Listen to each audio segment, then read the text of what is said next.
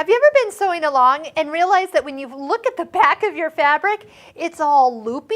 Well, here is the problem. What you have is that your thread is not in the top tension. So how can we prevent this from happening? What we want to do is actually, I'm going to show you a little tension test. So when you're sewing, your presser foot comes down, and right in here, the tension discs close on the thread.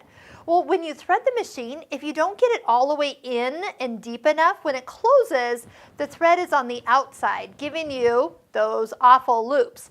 Now, here's the trick too, is that so many people think it's a bobbin issue, and so they kind of try to fix the bobbin, take it out, put it back in, where really it's the top issue.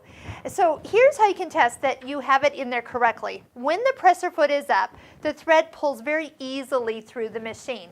When the presser foot is down, it should be tight. See that needle kind of bending a little bit, and I have some resistance?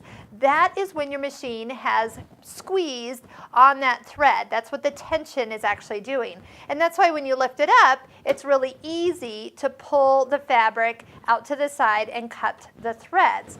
That's when the tension is loose. So the key is really just to make sure that when you thread the machine, that you almost use two hands, maybe floss it down in that area, and make sure that the machine is threaded with purpose. And then that way, when you start to sew, you have tension at the top, and then also just make sure your bobbin is correctly threaded through the little tension groove that's down here right about 6:30, and then you have perfect stitching every single time.